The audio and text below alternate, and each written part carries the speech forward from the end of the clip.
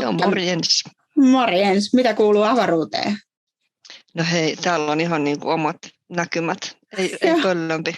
Täytyy sanoa, että yksi haaveeni on toteutunut. Olen aina halunnut päästä avaruuteen ja painottomaan tilaan leijumaan. Näin nämä onnistuu. Kokeile säkin. Joo. No, mistä tänään jutellaan? Jutellaanko me haavoittuvuustekijöistä? Oi, jutellaan. Taisin tästä itse asiassa just eilen tähän, kun päivityksenkin meidän Instaan, kun tämä on kyllä semmoinen niin kuin periaatteessa ihan hitsin simppeli ja samaan aikaan se, että tämä on simppeli, niin tekee tästä just ihan sairaan vaikeaa. Että me suhtaudutaan niihin niin kuin riittävällä vakavuudella ja semmoisella ei huomioida niitä niin paljon, mitä meidän olisi viisasta niitä huomioida kuitenkaan. Miten sun syömiset tai niin kuin tämmöisten lääkärin määräämien lääkkeiden tai päihteiden käyttö tai muut, niin huomaatko, että miten ne vaikuttaa niin kuin sun tunnesäätelyyn? No mä huomasin jo 22-vuotiaana, miten päihteiden käyttö vaikutti mun tunnesäätelyyn ja lopetin ne silloin. Nyt jo 20 vuotta myöhemmin ei ole ollut ongelma enää se. Toki muut on aiheuttanut välissä ongelmia. Joskus mä unelmoitin, että kun se semmoista avaruusruokaa, mitä mä nyt niin kuin melkein niin kuin käytänkin aika paljon. Mulla on tehty vatsalaukun pienennysleikkaus, niin mä en välttämättä saakaan niitä proteiineja tarpeeksi niin kuin siitä määrästä ruokaa. Mutta että muuten niin mun ruokailu on kyllä yhä edelleen se mun suurin kompastuskivi, mutta nukkuminen pysyy nykyään tosi hyvin paketissa. Mä muistan nyt, kun oli juhannus tässä hiljattain, me eletään kesäaikaa tässä todellisuudessa vielä, niin sitten mä niin kuin heräsin seuraavana päivänä ihan liian myöhään, koska oli tullut valvottua pitkään. Mutta sitä seuraavana aamuna, kun mä heräsin 9, niin mä olin ihan sellainen, että jes, mä sain vuorokausirytmistä kiinni. Mä mietin, että en olisi voinut koskaan niin kuin nuorempana kuvitella, että se olisi mun mielestä jotenkin mahtavaa, koska se on vaan ollut mulle tosi tärkeää se uni. Ja jos mun vuorokausirytmi on repaleinen, niin sitten se pysyy semmoisena. Se ei niinku yhtäkkiä itsekseen siitä jotenkin loksahda kohilleen, vaan se pitää jotenkin ajaa siihen säännöllisyyteen. Ja sitten mä pystynkin nukkuun paljon pidempiä yöunia. Kyllä. Kyllä mä kanssa, kun mä mietin niin kuin aikaa taaksepäin, että miten huonosti sitä on voinut, vaan sen vuoksi, että niin kuin nämä asiat on ollut niin kuin hyvinkin retuperällä. Ja nykyään niin mä priorisoin, nämä on niin kuin ykkösasioita, mitä mä priorisoin niin kuin joka päivä. Kyllä niin kuin mä näytän kämmentä, koska mun muistisääntö siihen, että mä niin kuin niitä muistan niin kuin huolehtia.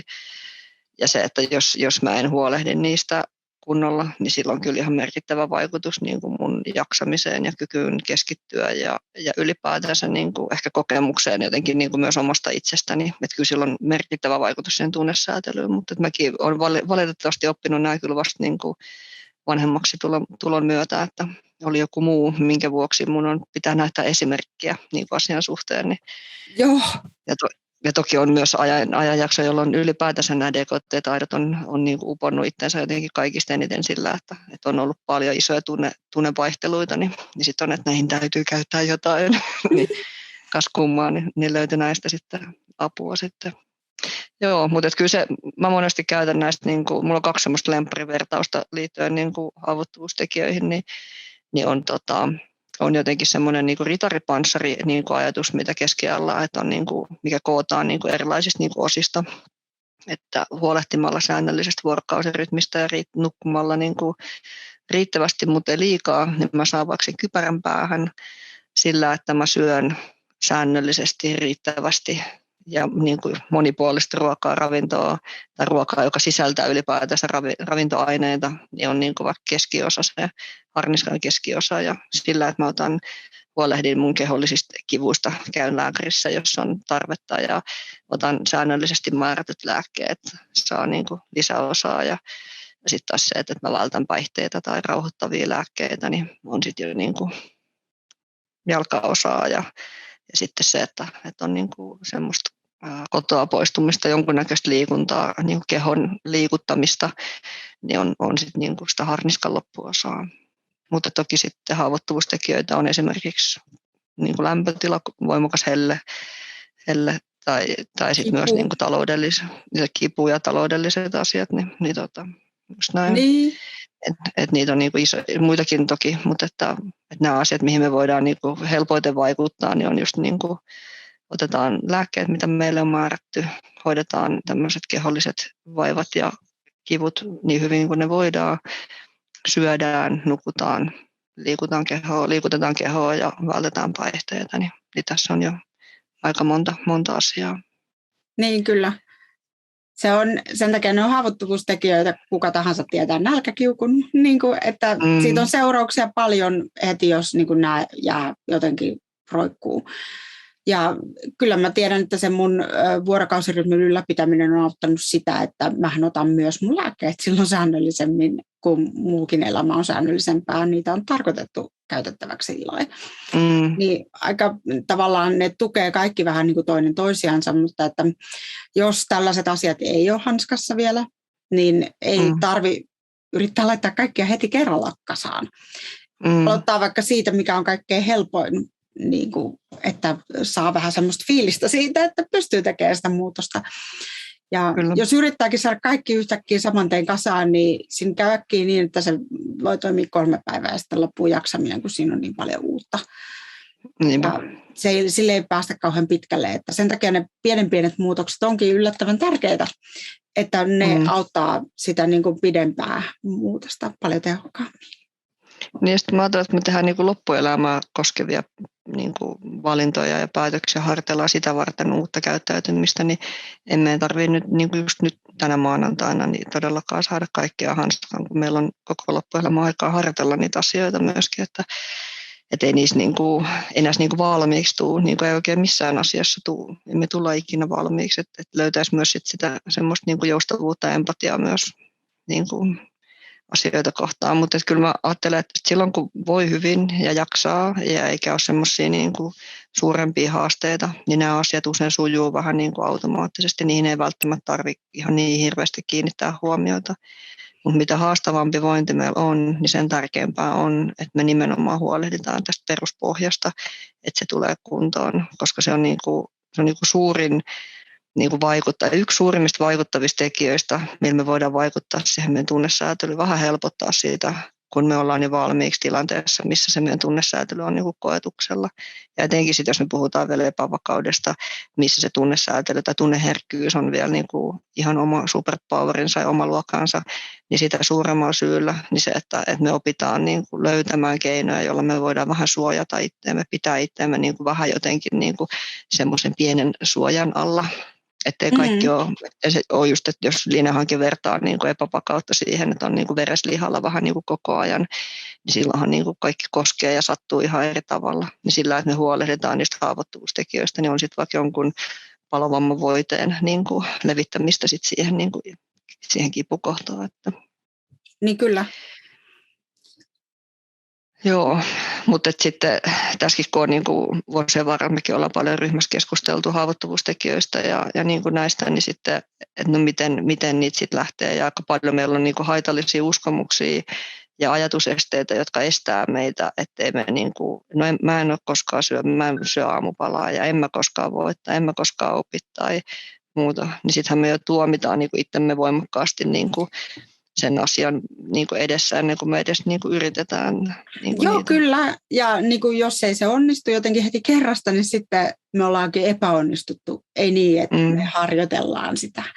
Ja se kuuluu asiaan, niin kuin, että siinä pitää vähän laajentaa sitä skouppia, että jos tällaiset asiat on haasteellisia, niin ne on haasteellisia. Ja sitten siinä tehdään se, mitä pystytään. Ja sitten se siitä voi pikkuhiljaa hyvinkin lähteä parantumaan, mutta niin kun,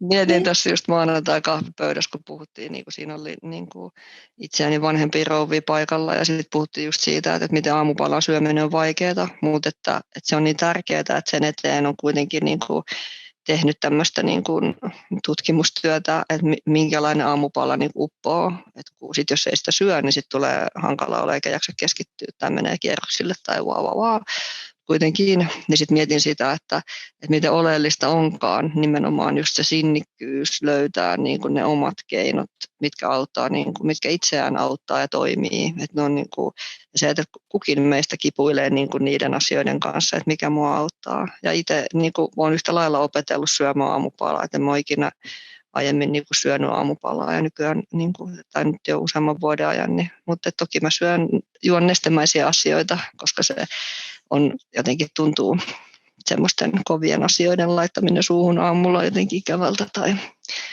tulee herkemmin semmoinen olotilanne.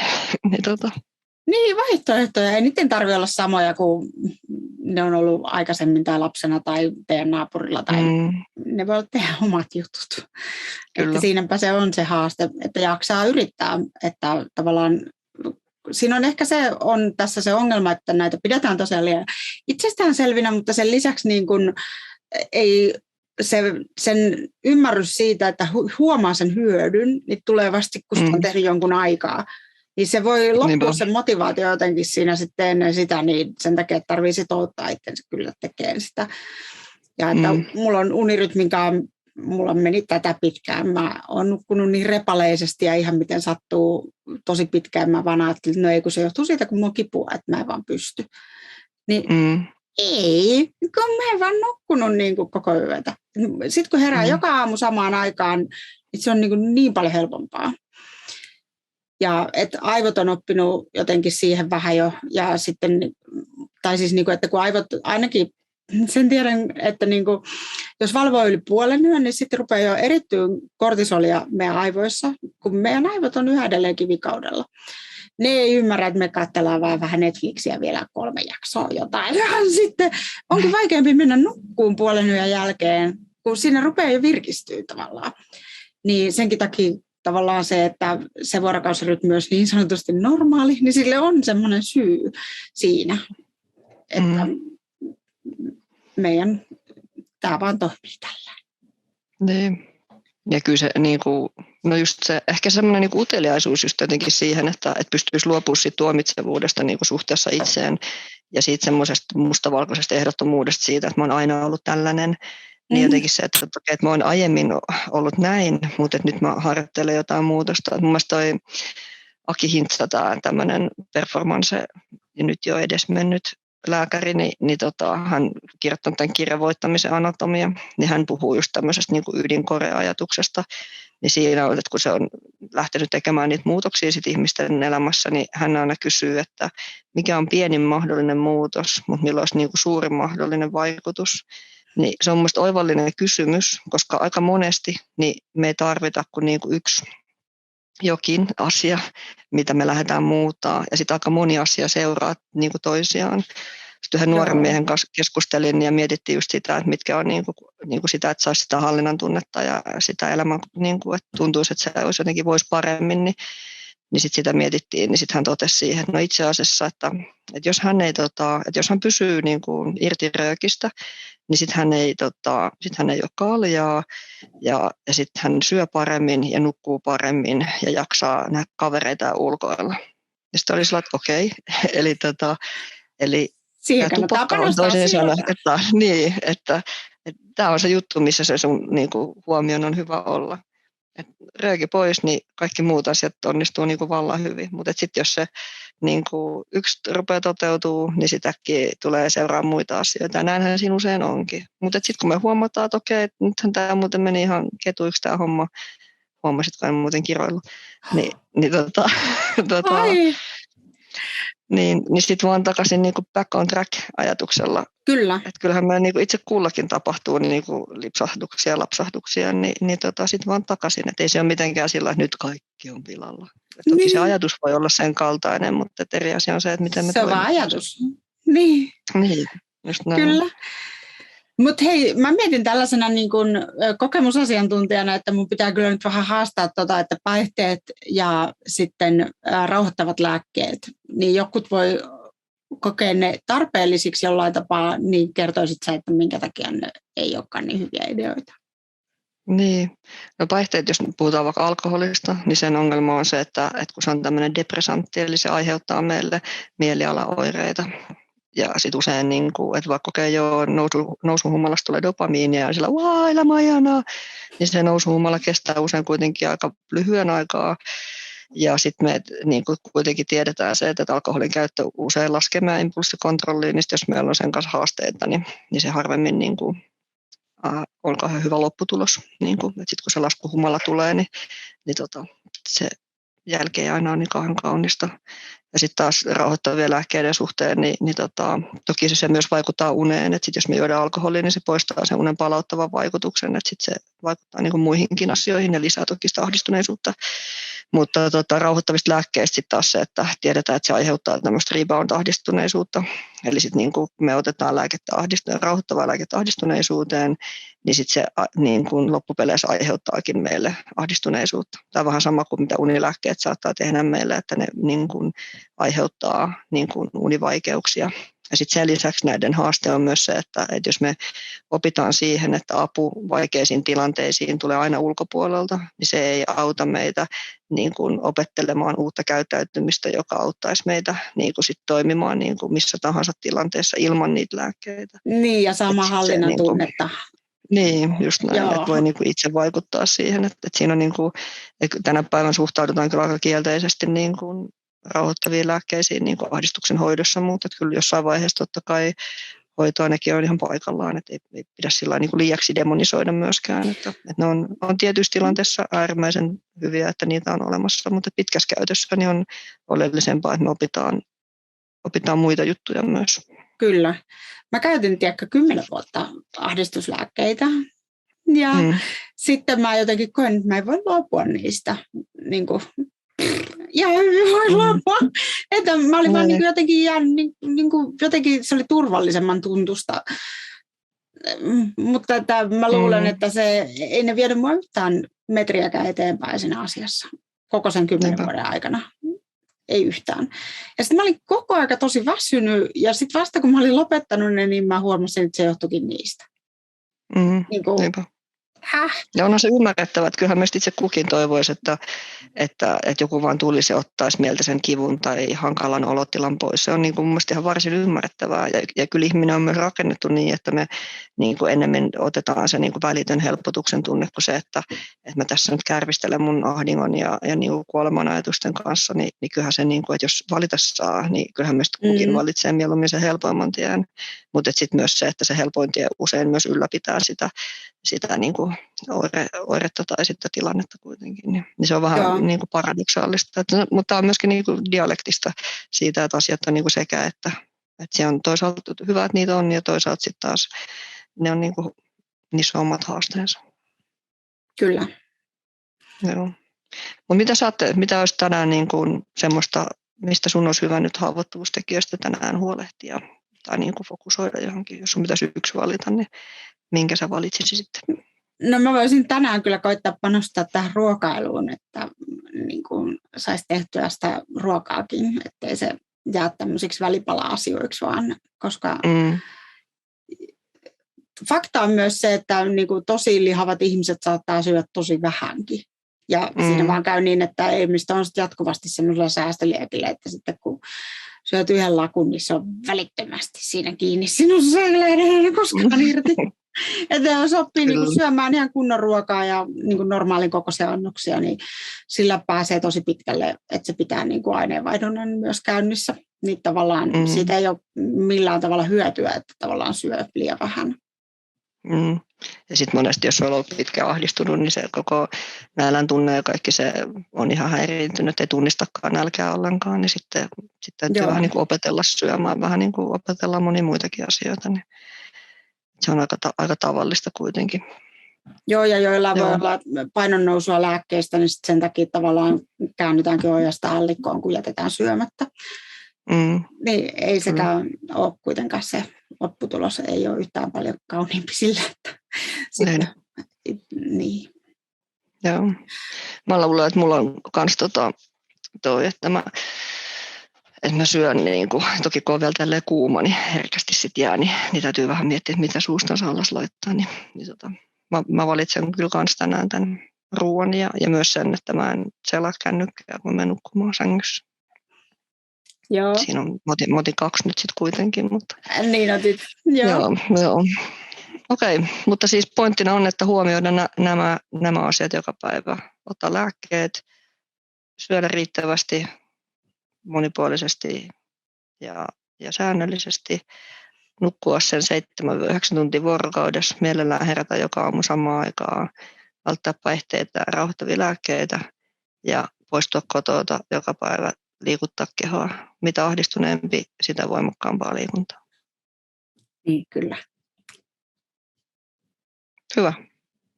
Näillä mennään. Morjens.